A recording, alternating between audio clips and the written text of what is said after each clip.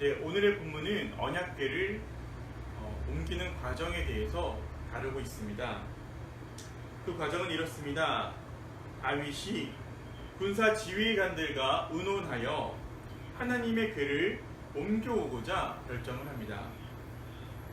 그리고 온 백성에게 반포하고 하나님 앞에서 힘을 다해 노래하며 연주하며 궤를 새 수레에 싣고 옵니다.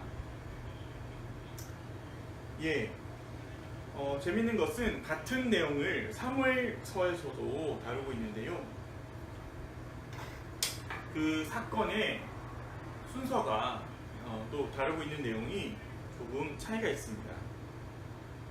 예를 들면 사무엘서에서는 다윗이 왕 기름을 부음받고 여부스 성을 정복하고 예루살렘 성을 건설하고 블레셋과의 전쟁을 치르고 그 다음에 언약궤를 이동을 하는데 오늘 역대기 본문에서는 다윗이 즉위를 하고 여부스 성을 정복하고 그리고 바로 언약궤를 이동하는 장면이 나오고 있는 것입니다.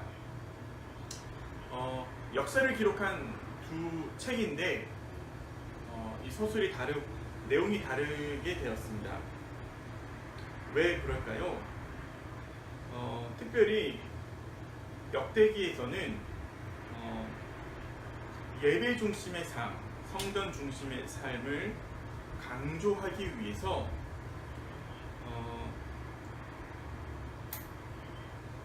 이 언약의 궤를 하나님의 궤를 성전으로 가지고 오는 것을 굉장히 더 중요하게 강조하고자 이렇게 다루고 있는 것입니다. 역대서가 다른 성경과는 좀 다른 정치적인 목적으로 쓰여졌습니다. 글이 쓰여진 목적이 다르기 때문에 역사적인 서술도 빠진 부분들이 생기게 됩니다. 그만큼 빠진 부분들을 확인하면 이 성경의 저자가 무엇을 강조하고 싶었는지를 우리는 더 확인할 수 있습니다. 다윗이 하나님을 얼마나 예배하고 싶었는지, 얼마나 열렬히 하나님을 사모했는지를 강조하고 있습니다. 그러므로 이것을 읽는 사람들에게 우리도 그렇게 열렬히 예배하자.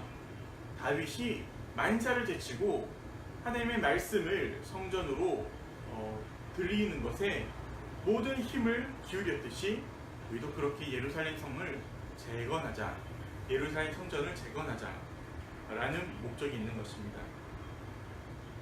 그리고 재밌는 것은 아무리 강력하고 존경을 받는 다윗이지만 이후의 본문에서 보면은 실수가 나옵니다.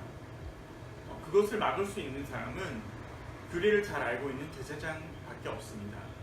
그러므로 오늘 이 역대상 13장은 이 다윗의 열렬한 예배를 향한 열정, 그것을 다루면서 더불어서 그것만으로는 부족하며 또한 온 백성들이 동의를 한다고 해도 그것만으로는 부족하고 군사적으로도 동의를 한다고 해도 그것만으로는 부족하다.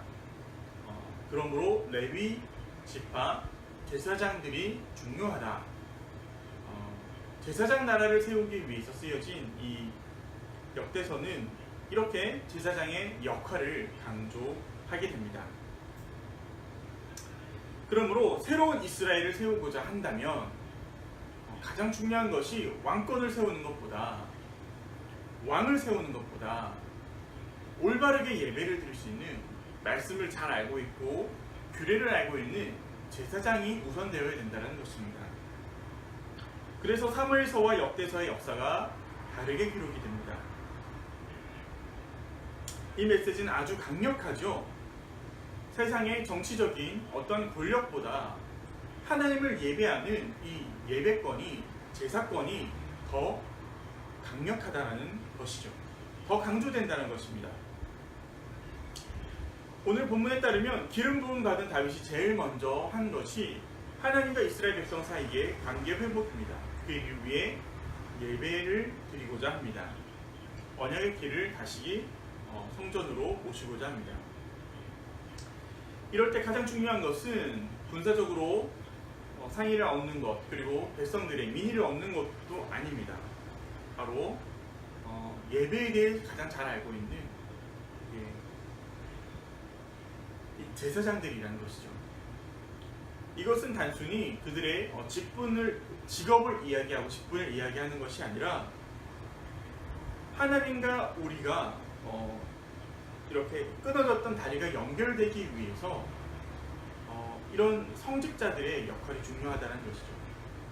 종교라고 하는 단어가 영어로 릴리전인데 라틴어로 릴리기오입니다.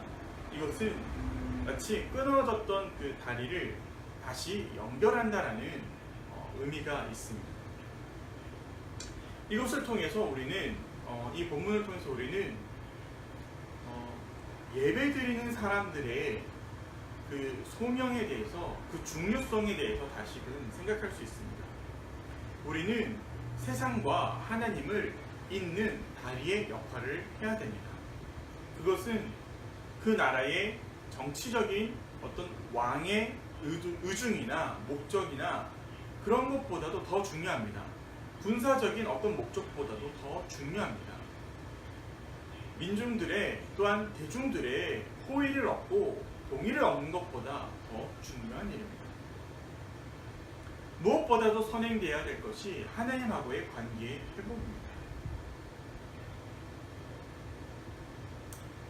그러므로 베드로전서 2장 9절에서는 이렇게 얘기합니다.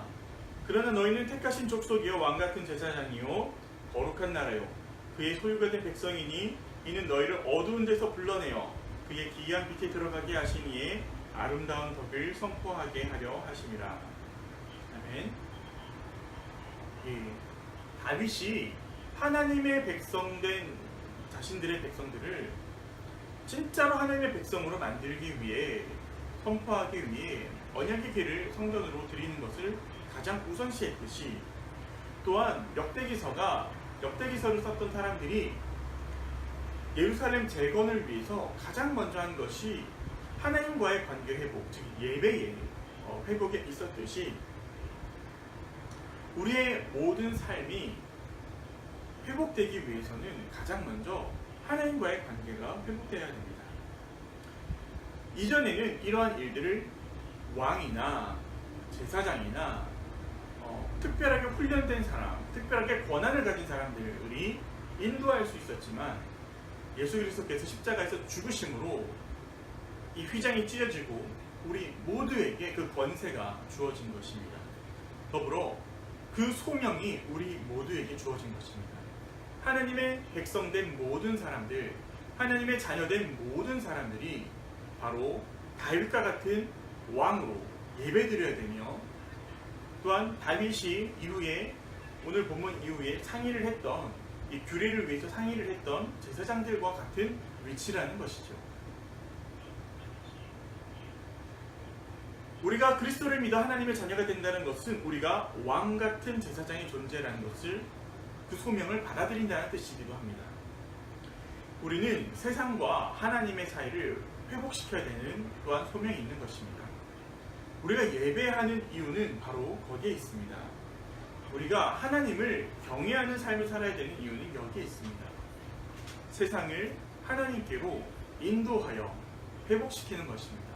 어둠 가운데 있는 사람들을 빛으로 인도해야 되는 것이죠.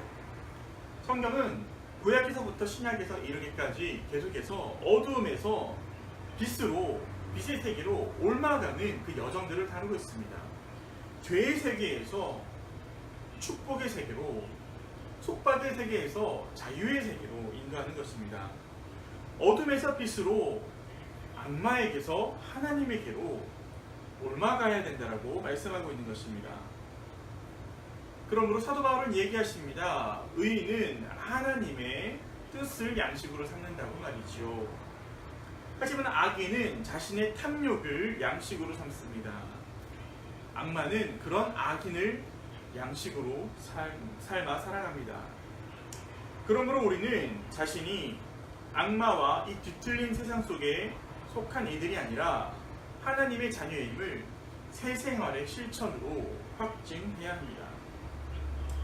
우리가 목마르고 배고픔으로 세상의 욕망을 갈급하게 따라가는 것이 아니라 하나님을 열렬히 갈급해하며 목말라하고 배고파했으면 좋겠습니다.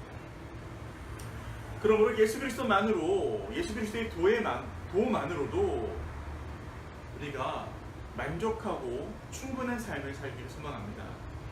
예수로 만족하는 하나님의 사랑받는 자녀임의 행동으로 우리가 확증하였으면 좋겠습니다. 오늘 말씀을 통해 우리의 삶의 중심이 어디에 있는지 다시금 돌아보고, 혹시나 하나님과의 관계보다 세상적인 어떠한 이유들, 사람들의 동의를 얻은 일들, 또한 그 밖의 일들이 있다면 잠시 우리의 뜻을 내려놓고 하나님의 뜻을 구하는 시간이 되었으면 좋겠습니다.